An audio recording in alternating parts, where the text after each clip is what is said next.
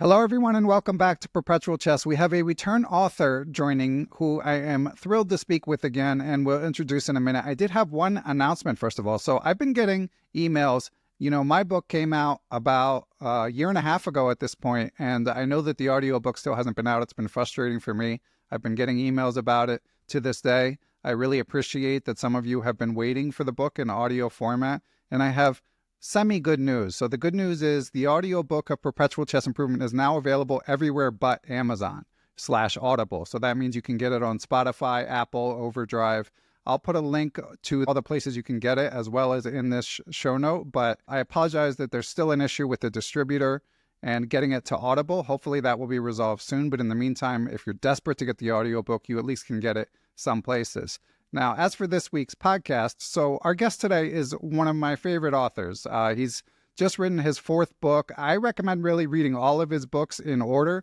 I don't think you should skimp when it comes to our author, but we're mainly, of course, going to be discussing his newest book because we have discussed his other work in prior interviews. So his books, first he wrote Move First, Think Later, which those of you interested in chess improvement should definitely read, a revolutionary book. And then he started focusing more on chess history, and this current book is kind of the completion of a trilogy. He's also written On the Origin of Good Moves, which is a classic, The Ink Wars, which we discussed previously, and his new one is called The Philosopher and the Housewife, and it explores the rivalries and disagreements between Tarrasch, Nimzowitsch, and Alapin in early 20th century chess. So with a continued emphasis on common misconceptions about the evolution of chess ideas, which is kind of an overarching theme of our guest's writing. So I am super excited to welcome back to the program and to discuss his latest work. I am Willy Hendriks. Welcome, Willy. Thank you, Ben, for this nice introduction. Nice to be back. Yeah, great to chat again. That means you've emerged from your cocoon. This book is about 500 pages, so I'm sure it's been keeping you busy, right? Yeah, it was. I could use some stuff I had done before, but indeed, it's quite something. Yes. Yeah, quite ambitious, and so much that I learned from it. And for listeners wondering about the general format, so there is chess throughout, but I would say it's like 75% history, 25% chess. Although certainly a few striking positions in there, as we may discuss, and I may even do a bonus video about. But Willy, since I thought the best place to start with this book would be the title, because it is a bit of a provocative title. And I, of course, read the book, but if you've not read the book, you might say, why is a chess book called The Philosopher and the Housewife? So take it away, Willy. Yeah, of course, it's a beautiful title. I thought for a chess book and also for myself, because I studied philosophy and I'm some sort of a house husband myself, partly. It sounded really like a good idea to combine those two in the title. But it, of course, refers to the subject, Tarrasch and Nimzowitsch. To tell a little more about that, as you said, the book is about a rivalry between Tarrasch and Nimzowitsch. When Nimzowitsch entered the scene, Tarrasch was already the most important chess thinker, chess theoretician. And from that first moment on, Nimzowitsch decided to push Tarrasch off his throne. And central in my book is a discussion from 1913 in the Wiener Schachzeitung. And the occasion of that was Tarrasch's second important book, The Modern Game of Chess, Die moderne Schachpartie. And Nimzowicz's reaction was, well, nice book by Tarrasch, but it's not modern at all. I'm modern chess. Right. And on that occasion, he said about Tarrasch, well, Tarrasch, that's actually not much more than the advice of an experienced housewife. And of course, he meant that negative. I don't take it negative, but of course, Nimzowitsch did, and I guess Tarrasch understood it as not as a compliment.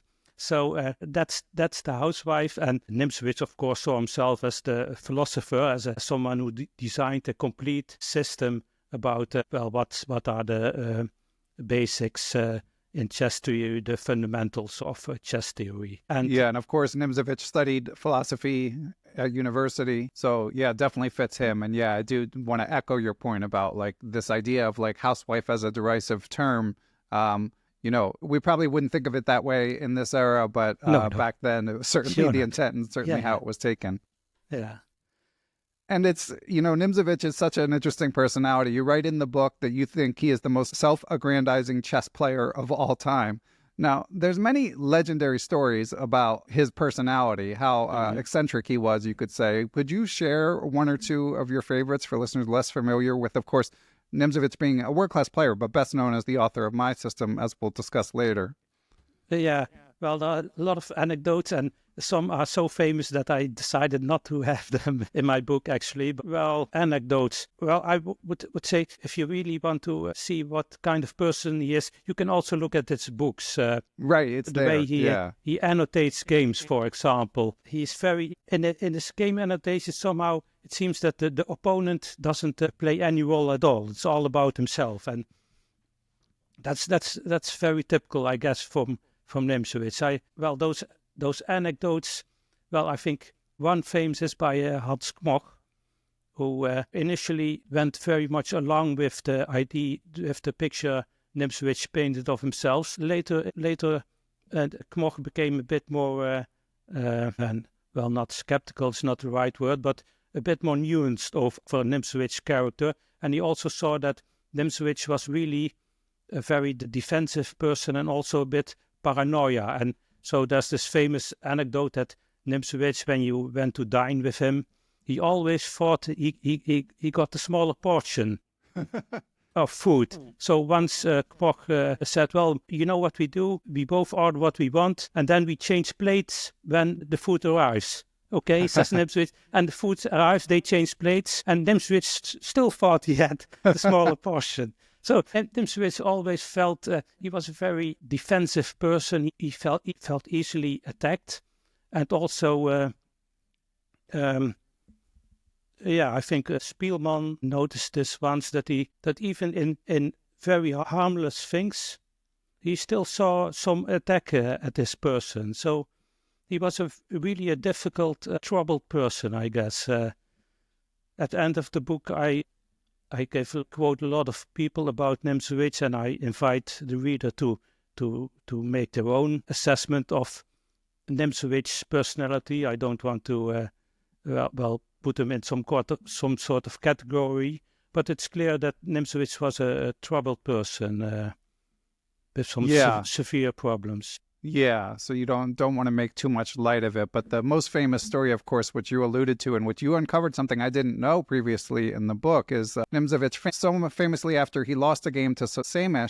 stood on a chair and yelled, "Why must I lose to this idiot?" Yeah. But you dug into the provenance of that story, and as you mentioned, Hans Kmoch verified it, having heard it firsthand from, as you say, the idiot himself from Semyon. So yeah, okay, that's very famous, but probably that was not a serious tournament. That was some kind of blitz tournament. So I guess Nimzowitsch was a bit joking there, and it fits in the atmosphere of coffee house chess. Right, that's true. But you also tell a story of him challenging someone to a fist fight. There being discussion of a duel and a fist fight after he lost a game. Yeah, that's in a book by Edward Lasker, who was a very distant relative of world champion Emanuel Lasker. Edward Lasker gave that anecdote, and he was present, but still it's not clear how much, if it really happened that way. But it also sheds some light on Nimzowicz's character, because in that tournament, Hamburg 1910, he played against a certain person who had insulted him a few years before, and he had insulted him with his annotations of a game of Nimzowitsch. So he was too critical of Nimzowitsch, or he used wrong words.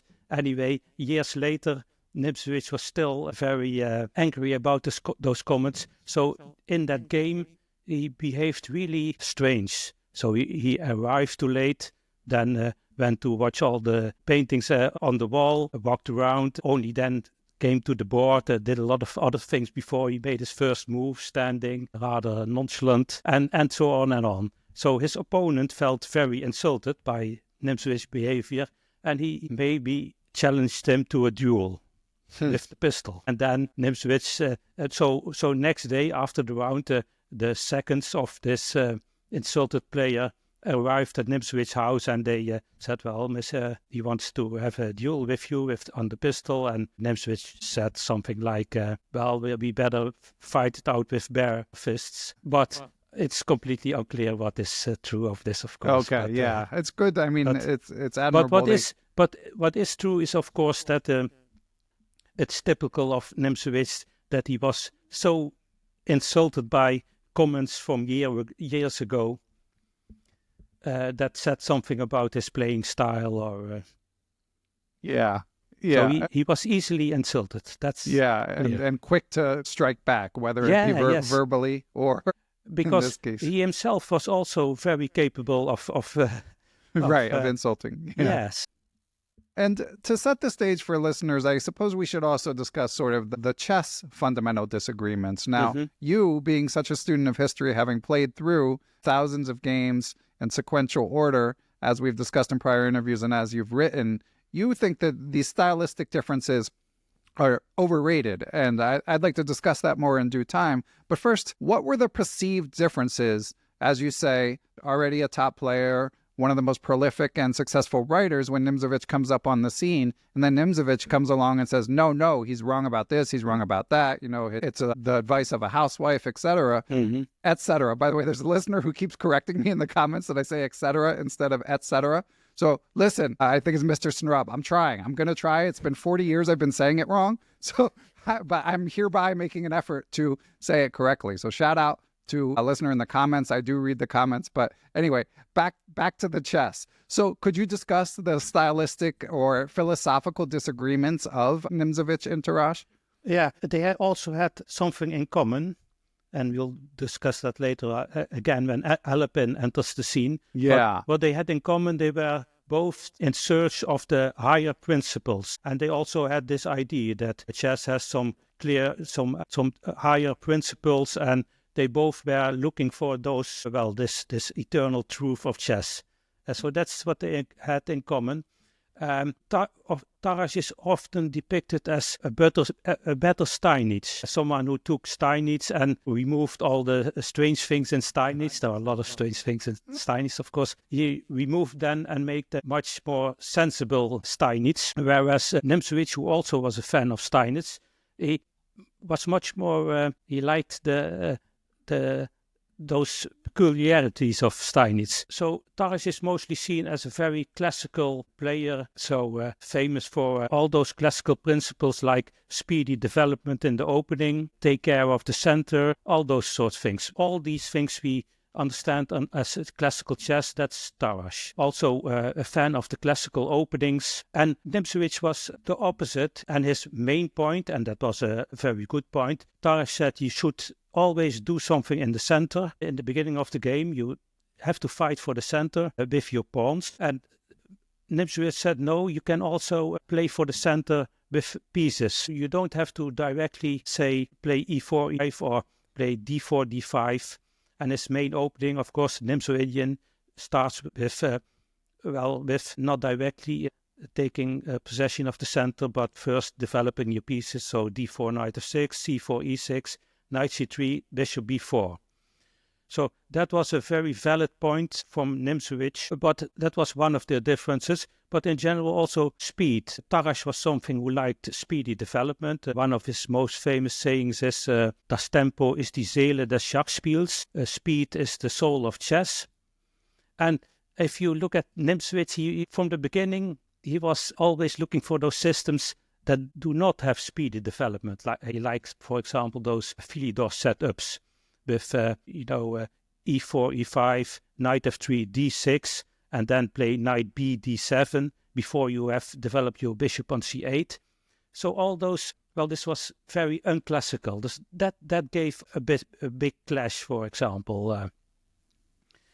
There are other things, but that's already an important example. Also, to have more space was an important point for Tarrasch. One of his other famous saying is, cramped game already harbors the seeds of and that was something that Nimzowitsch liked, just like Tarrasch. He liked those cramped positions with hope of play later on in the game.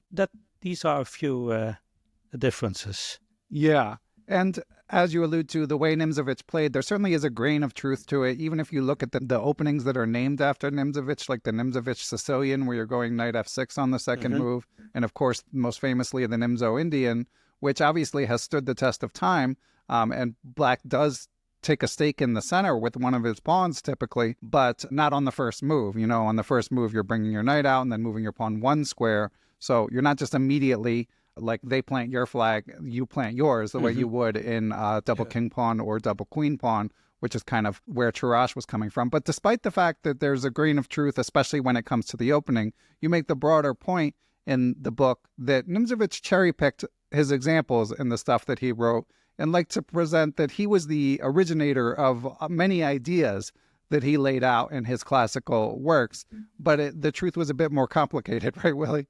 Yeah, well, that's difficult. If you look at the same time, Richard Reti wrote his famous book, and Modern Ideas in Chess, and he has this historical perspective in his books. He looks at all those different players that went from history, and looks how things developed. But if you look at Nimzowicz's main work, the first main, he had two important works, My System, that lacks this historical perspective. So when you read Nimzowitsch, you get this impression that everything is Nimzowitsch. Everything in this book is Nimzowicz's own ideas. And he often presents things like his own ideas that weren't really, well, others had thought of that too. And for example, Bent Larsen also noticed this, that so much of Nimzowitsch was already known before him. For example, the famous Nimzowitsch has a big chapter on seventh rank.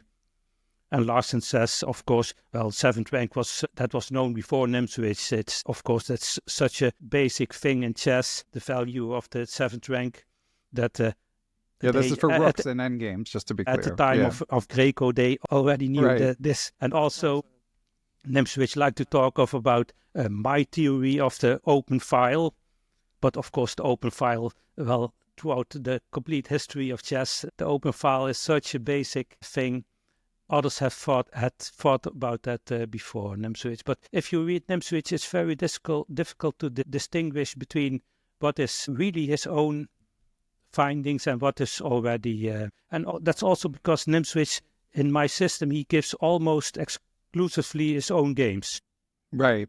So in the introduction, he says, well, I will be criticized because I give only my own games, but, well, it's my system. Why can't I illustrate it with my own games? But, for example, in those times, Capablanca was the world champion. If you write a manual on positional chess, you might think, well, maybe Capablanca has also some good games on positional chess. But that was something that didn't occur to Nimzowitsch. That's also...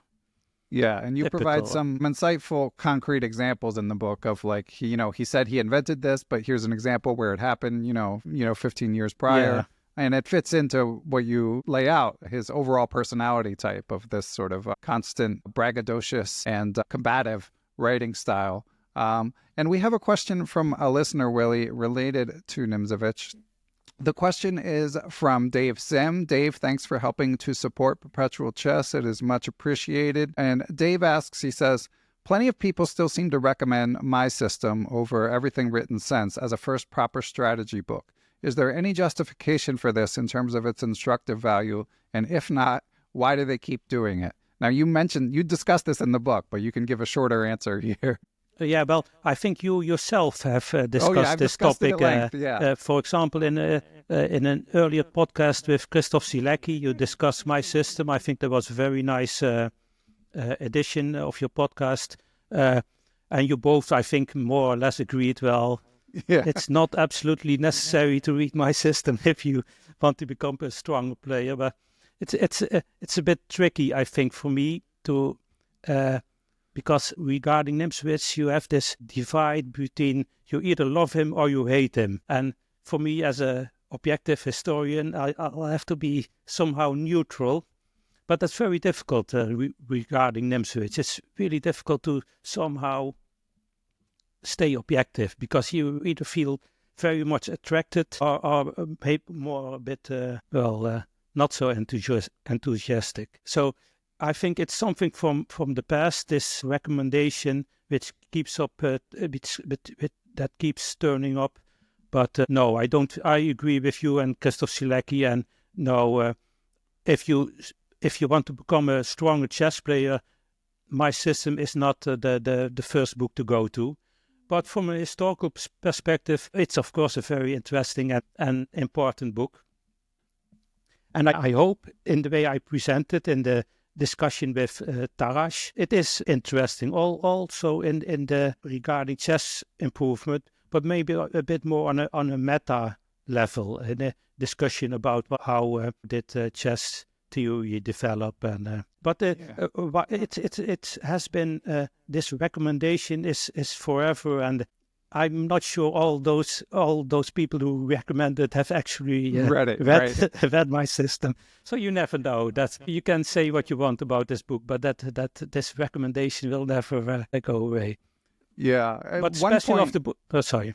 Yeah, and one point you raised that I can't remember if Christoph and I actually, if either of us mentioned this, but I think it bears highlighting is one thing to keep in mind is the book is called My System, but it's not really a system, as you point out. It's just kind of a random scattershot collection of chapters. Yeah, I had to be a bit careful, but clearly Nimzowitsch is not a systematic thinker. Right. Not at all. It's I would say. And others before me, for example, Raymond Keane, who wrote a famous book on Nimzowitsch, he was a fan, but he still wrote a very nuanced book on Nimzowitsch, a reappraisal. And he noticed this also. He says, well, maybe not see it as a complete system, but as a collection of a few brilliant insights. Right. And I think that's the best way to approach Nimzowitsch. There are a few very interesting things, but it's not a system, and I think that's the right way to look at it. Yeah, and for listeners, I did want to mention that subsequent to the review podcast that Willy alluded to with Christoph Zalecki discussing the kind of classic editions of my systems,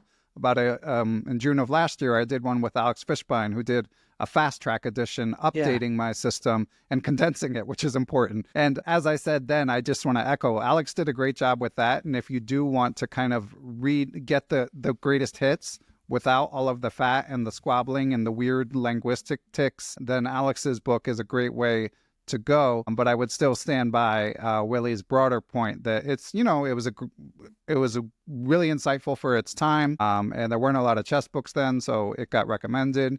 But I'm not sure if any chess book is necessary to become a grandmaster these days. So let alone my system. No, but I haven't read Alex Fishbein's book. I saw your podcast and I read the introduction, and probably it's a beautiful book. But if you remove all the weird, strange things from Nimzowitsch, well, it's not Nimzowitsch anymore. That's a good point. And that's my small concern. That and especially, you talked about this with Christoph Zalecki, and you said, well, all those discussions with Tarrasch in that book, they seem to have no they can be left out. But right. I hope that in my book, if you put it in perspective, you really need Tarrasch to understand Nimzowitsch and also understand some strange things about Nimzowitsch, because he's in constant discussion with Tarrasch. Right. Tarrasch is the guy that came before him, and he's very often, he's in discussion with Tarrasch. And if you take those two together, you get, I think, a beautiful story. But if you read my system standalone, then this doesn't work out. And you think, what is this guy? What has he to do with Tarrasch? And so I think in combination, Tarrasch is a very important part of Nimzowitsch. Yeah. And then, as you briefly touched on earlier, there's a third kind of main character, not quite as main in the book, but plays an important role, who is Semyon Alapin. Where does Alapin fit into this period of chess? Yeah, he has a very special role. We already had the Philosopher and the Housewife. And in this discussion in 1913, in the Wiener Schachzeitung, Nimzowitsch launched his big attack on Tarrasch. And then Alapin reacted. Alapin was a decent player, not as strong as Nimzowitsch and Tarrasch, but and a prolific author. He wrote a lot on opening theory.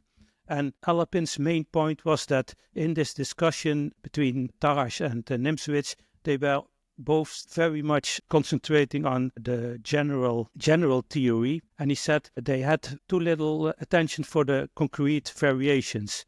And I think he formulated that very beautifully. He said, for example, about Tarrasch. Well, Tarrasch beautifully speaks about all those games and positions, but the reader of those books of Tarrasch, he thinks he understands the subjects. He thinks he has understood the chess, but he has only learned to talk chess. He hasn't learned chess, but he has learned to talk chess.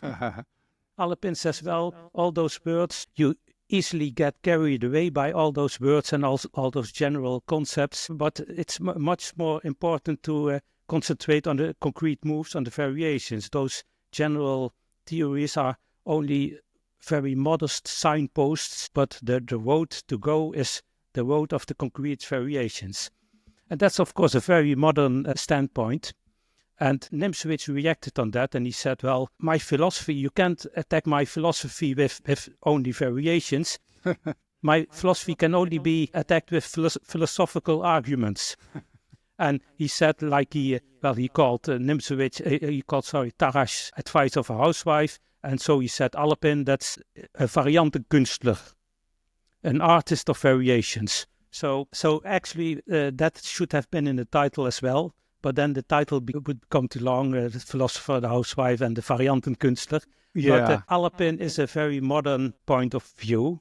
And I think talking about chess improvement, that still holds today. That analysis of Alapin, that if people in the improvement market, in videos and in books, they can tell beautifully about positions and maybe they give it a bit extra. But the readers or the watchers or listeners, they get the impression, well, now this sounds really good. Now I understand everything. But right. Actually, they mainly have learned to talk chess, how to talk chess, not how to play chess. And that's, if you take those three positions, at the end of my book, I somehow try to have a look at those three positions and determine my own position. Well, those who know me will probably guess in what direction my conclusions will go, but those are actually three positions in my book. And others engage in the discussion, like the hypermoderns, Richard Reti, Savielli Tartakauer, and also the world champions of the period, like Lasker, Capablanca, and Alekhine. So to be clear, the three positions are... Yeah, well, what are they? The Nimzowitsch view of Tarrasch, which is the housewife, which is someone with practical advice. For every position, Tarrasch has some practical to say, and I elaborate on that with the well-known theme of the rules and exceptions. Tarrasch was someone who had clear rules. Well, this type, a very beautiful rule, for example, I think is the harakiri move. Tarrasch, in some game, his opponent played g7, g5. G7, g5, he had castle kingside. And Tarrasch said, well, if you have castle kingside and the move g7, g5 doesn't immediately gain something very special, then I call it the harakiri move. You completely destroy your own king safety. And so that's a very powerful rule. Of course, in that book, a few games later, Tarrasch plays G5. G4 himself, and suddenly no mentioning of the harakiri rule anymore. But that's you can say that's Tarrasch. That's the maxims, all those sensible advice. And then we have Nimzowitsch, which is much more philosophical, a system with also, Tarrasch likes to speak of this law or that law and dogma of this, and supposedly that's a complete system where everything is connected, and also with some very deep concepts. Well, the most difficult concepts in chess language, they stem from Nimzowitsch, like prophylaxis and Überdeckung, overprotection. So that's the philosopher, a complete comprehensive system with the promise of very deep strategy.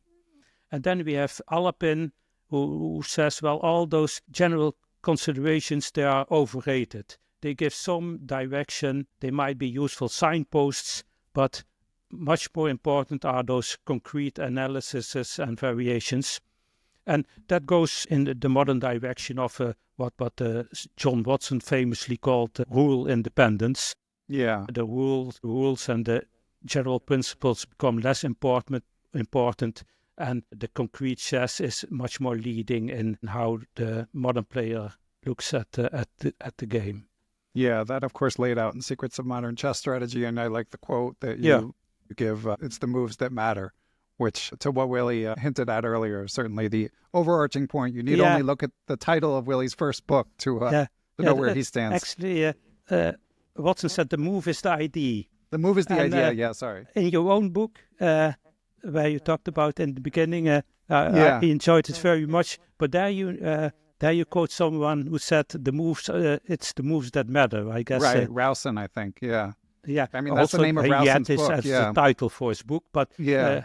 I don't know if he agrees. But you quote someone else in your own book Yeah. when you discussed the value of classic chess, and you said, okay, then the moves that matter. Yeah, the move is the idea. That's the Yeah. And then somehow, and that's the credit I give to Alapin. I think he was the first person in chess history who more or less eloquently formulated this position. That's how I bring in Alapin in my. I think it might have been Narayanya. Now I'm struggling to remember who I quoted in my own book. It's been a while. But, might be. But that gets to a broader point you make at the end that I also felt like, oh, I should have thought of that myself. So in discussing the evolution of chess and your sort of overarching theme, again, across your writing, that people want chess, like you argue it's been evolutionary progress, not revolutionary. There's not like massive leaps forward in ideas. I mean, it's a complex system. And you make some, and across your writing, make comparisons to Darwinian evolution, where things just progress slowly and, are all mixed together. And there's not these like linear improvements. But in talking about how we become better at chess, you look at the example, you cite the example of engines in the modern era as kind of proof that we don't become better by verbalizing ideas, or at least one can become great without verbalizing ideas, because in AlphaZero, of course, most famously, but just engines generally are all moves. Yeah. Well, maybe if you make a combination of a sort of chat GPT thing like and AlphaZero, they probably can also talk about his own chess. But if you look at the way AlphaZero has handled it, that is somehow similar to what I think is actually happened in chess history as well. Chess history is often, for example, by Richard Reti, is presented as a top-down history with the great players with revolutionary ideas shaping the way history developed.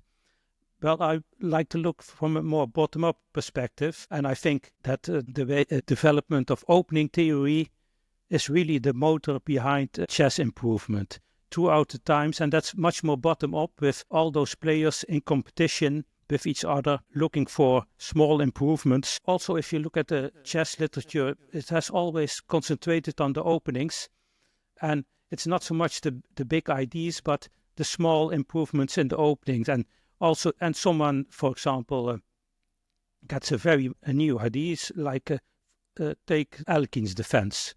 E4 knight f6. Was that a big idea? I guess someone looked at this move. Well, maybe probably not possible. E4 knight f6, but well, have a look. And maybe not. You cannot immediately.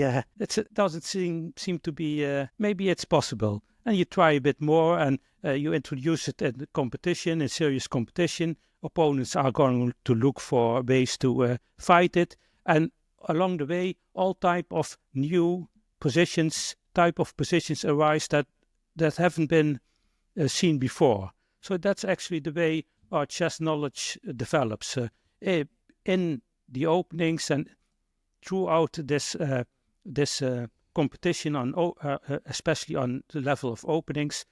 All those new strategies and tactics slowly come to the fore. So that's a much more bottom-up perspective of how chess develops. Yeah, and on that theme, you write about what you call the trainer's fallacy. What's the trainer's fallacy? Well, that's maybe a bit ambitious formulation, but I hesitated a bit about putting that in. But what I want to say is, when it comes to talking about chess, the trainer's fallacy is not so much that he thinks that he has this enormous power of explaining, but it's much more underestimating the enormous amount of knowledge he brings to the board.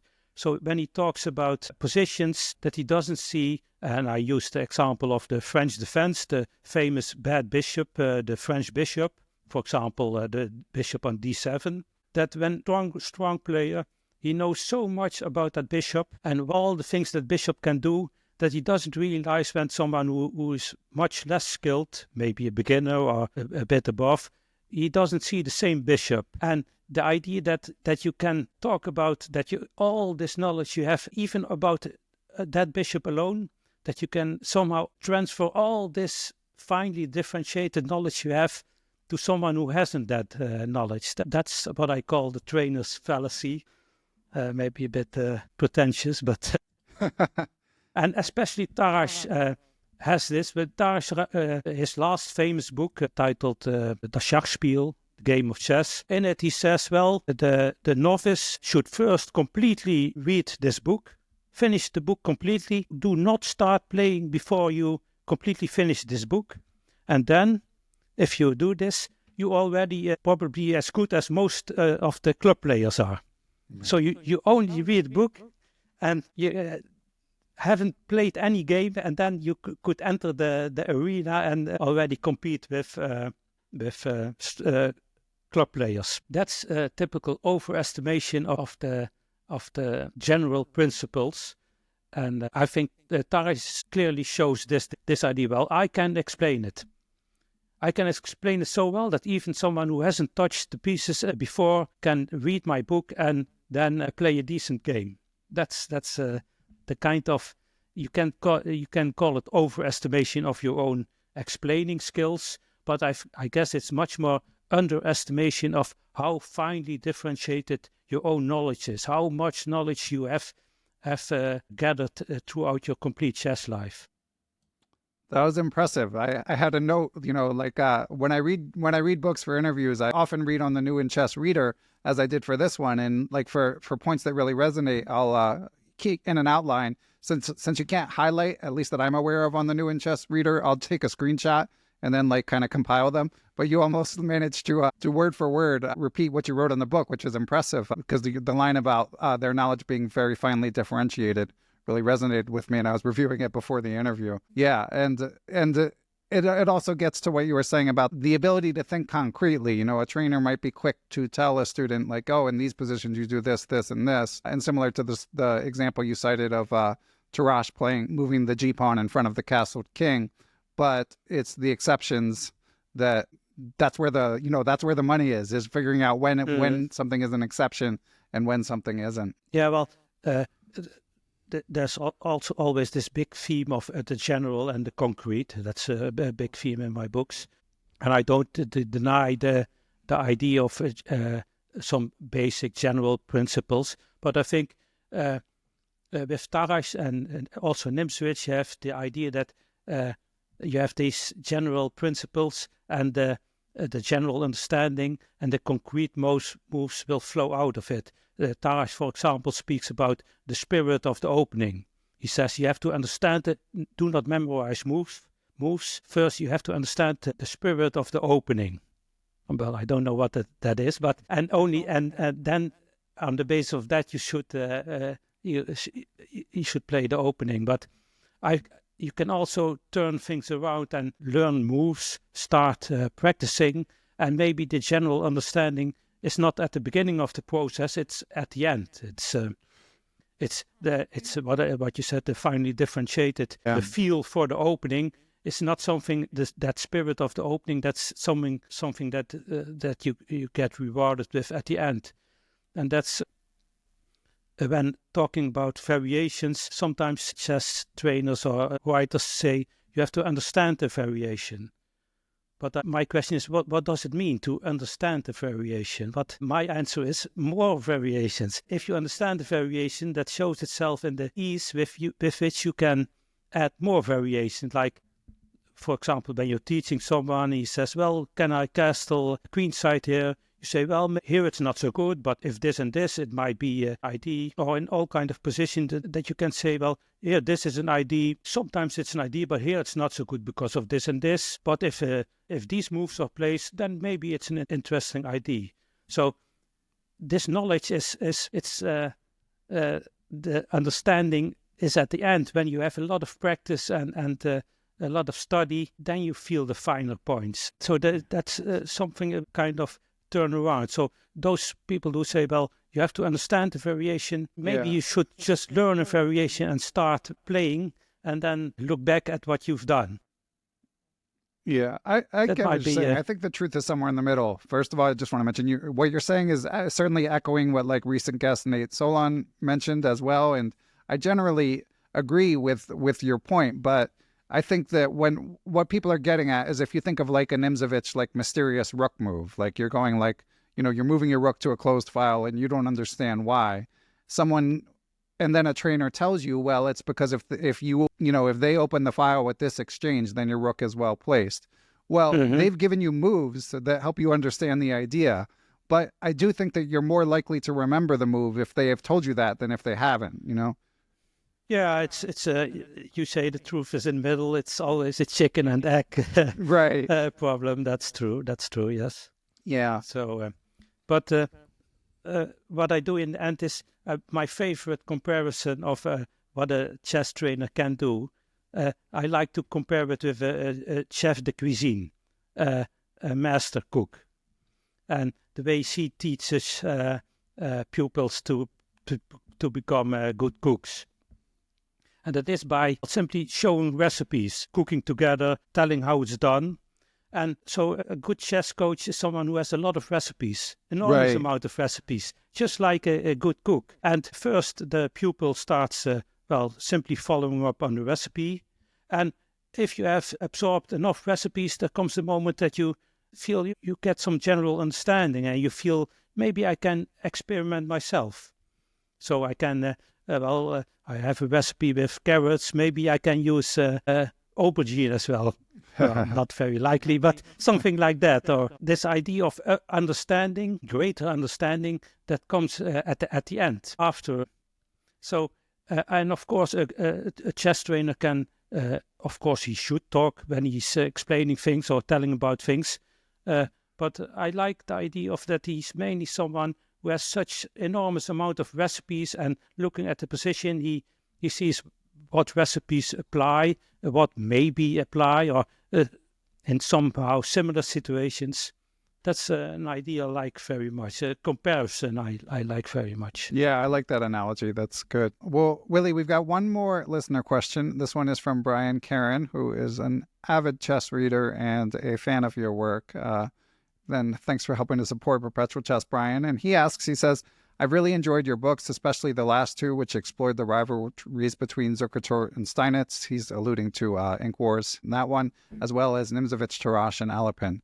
Do you plan to continue this theme in future works? And what ideas, if any, do you have for upcoming books? Well, regarding chess history, I'm not so sure. I think this is Tarrasch Nimzowitsch is one of the greatest rivalries. I may not exactly the last, but regarding this central theme of chess philosophy, chess theory, it was a very big fight. I don't have concrete plans for another historical work going further in the future. And of course, chess life is expanding expansionally. For example, the world of Steinitz and Zukertort, that's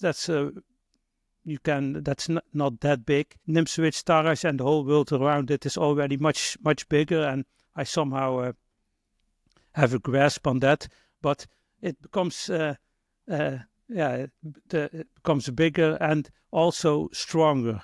Right. The players throughout history, they become ever more stronger. I feel somehow, I can write about Steinitz and Zukertort for sure. I have the feeling, they're more somehow in my league. Tarrasch, Nimzowitsch, and especially people like Capablanca and Lasker, then okay, they're all becoming a bit stronger. Players are becoming ever more stronger, and I'm not sure I'm the right person to write about that. So that's a bit a modest standpoint. That's interesting. So maybe I'll pick some historical theme, but I haven't got any concrete plans on chess history at the moment.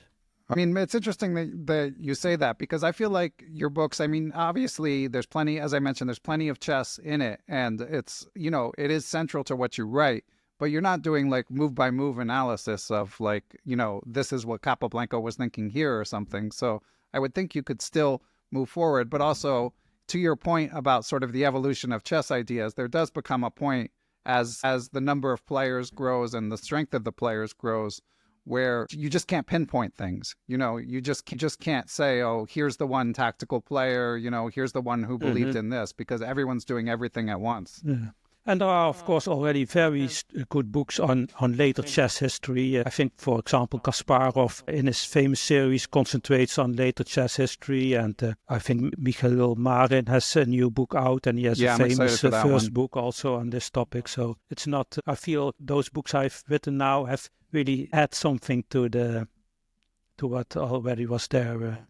I strongly agree. Yeah, strongly recommend listeners check out Willy's entire catalog. And Willy, so obviously, again, 500-page book. You wrote it in a couple years, which is really impressive. Are you keeping up with modern chess? Like, do you follow the chess and the drama, both? A little bit. Well, there's a lot of drama. Well, what I find interesting, of course, in chess history is those people who still were able to discuss about these topics. And I mentioned that at the end of my book, it's a bit a melancholic undertone because with the rise of the engine, we cannot have any discussions anymore about what is the best move or what's the value of an opening or these things.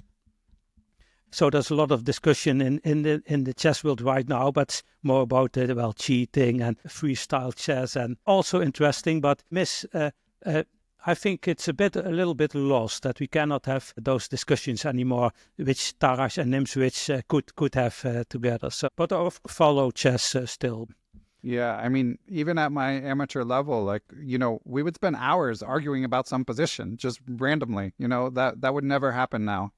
Like, who's better in this position? No, that's a bit sad, of course. Well, yeah, it's definitely. But it's still interesting, and also other things have come in place, like the way chess is connected with development of artificial intelligence. Chess. What still interests me very much is, the question what tells chess about the way our brain functions in combination with artificial intelligence, the way the computer has handled chess, and all those developments. With chess, we have always been on the first row regarding the development of artificial intelligence. Those are also very interesting subjects. So we have lost some things, but we were still playing an interesting game with a lot of connections to interesting subjects. For sure. And Willy, when you're researching a book, do you have time to do reading outside of chess? Are you doing casual reading as well? Yeah, I read a lot outside chess. Well, of course, in my book, at the end of my book, the American philosopher Daniel Dennett plays a big role. He has recently, he died last year, I think. I like his work very much, and I try to at the end of my book, I try to see how he fits in my view. Subtitle of his one of his books is The Evolution of Minds, and I try to look at how his ideas are they also valid for the evolution of chess minds. That's my so all these. I read a lot of science and evolutionary science, and it comes across in your chess writing, and about psychology, cognitive psychology, and all these. So maybe I'm going to do a bit regarding the question about what I'm planning next. Maybe I'm finally going to write something in the line of my first book, returning to my initial subject of what I just told.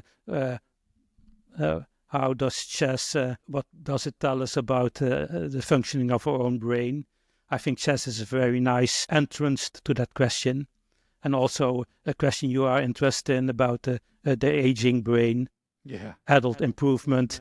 I'm at an age that there are really quite some worries at this point. Getting near to 60, that's usually not a very good sign for the chess player. So, but even then, it remains very interesting to see how chess can be helpful to see what happens in your brain. So that might be a topic I'm going to explore. Sounds fantastic. And what about chess books? Do you have any recommendations from the past few years? Are you managing to read any of the new books?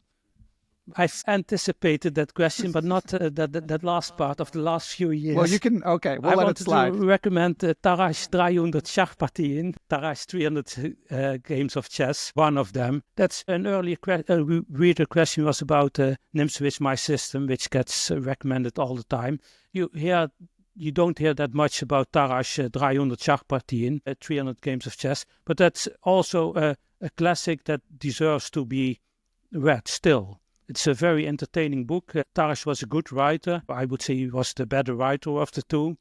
Not saying much, but it's still quite readable. Okay. And I talked about, you mentioned that anecdote about Nimzowitsch and the duel, the challenge. It was written down by Edward Lasker, the distant relative of Emanuel Lasker. And yes, and he lived for a big part of his life. He lived in the United States and wrote several books that I think maybe still can be found. For example, Chess Secrets I Learned from the Masters. And I like that type of book. He played at a decent level. He even participated in the famous New York 1924 tournament. So he was a decent player, and he has all those inside stories. That's what I like very much. The people who were participating and witness and gives us insight views on all those famous players. Yeah. And I would like to mention also, I think that's not translated in English, Milan Vidmar, A Golden Chartsite, and I have a few fragments of his books in this last book. Also beautiful stories, and he was one of the top players at the time of Nimzowitsch and Tarrasch. But when it comes down to recent books, a book more or less in the same genre is the collected stories of Genna Sosonko. Yeah. That is collected in the Essential Sosonko, I think. Yeah. And Amazing. he's also someone who has been part of that world, and also talked to a lot of people who even were part of the chess world before. So especially, of course, Soviet chess is. Well, I think he saved a lot of all those interesting stories about the Soviet chess that otherwise might have been lost. So if it comes to recent books on my chess history, I would like to. Did you read your Dutch compatriot Paul van der Sterns? I mean, it was out in Dutch 10 years ago, so you may have read it a while ago. I've read that book also. Very, very personal story. Yeah. Yeah, this is Chess in Black and White. Yeah. Yeah. Great book. And are you playing it all, Willy? And now and then. Okay. Maybe if I'm indeed going to write about the aging chess brain, I'll have to. Playing makes a big difference. Yeah, it really brings home all of our faults, all of our frailties. So I'll have to play myself a bit more. Yeah, excellent. Are you playing okay? Sometimes. That's all we can ask for. You have to play a lot of games to get a reasonable picture, and that's if you only play, say, 10 games a year, you do not really get a good picture of is it in what direction you are moving. So for you need big numbers for that, more games. Yeah, for sure. Well, the book is called The Philosopher and the Housewife. As we're recording this on March 5th, it's available from New in Chess. Probably you can get a physical copy in Europe. You can definitely get the ebook where you download an app from New in Chess, the New in Chess electronic reader. And I personally, having read it, would recommend it that way. There is enough chess in there where it's better to be able to play through the moves, but I wouldn't say it's indispensable. I would, if you want to have a physical book and read it in bed, I think it's a reasonable choice for that too. And as I mentioned, if you're not familiar, listeners, with Willy's prior works, I recommend all of them. The first one that he mentioned, a possible follow-up to Move First, Think Later, is much more chess improvement focused for those of you interested in that. And then if you want to hear these crazy stories and learn about all these misconceptions about chess history, then you can dive into the trilogy that Willy has just completed. Congratulations, Willy. I know it's been a lot of work.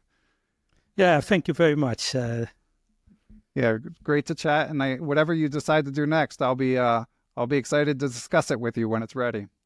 I'll gladly come back to your show. Excellent. Take care, Willy. Yes, thank you. Bye.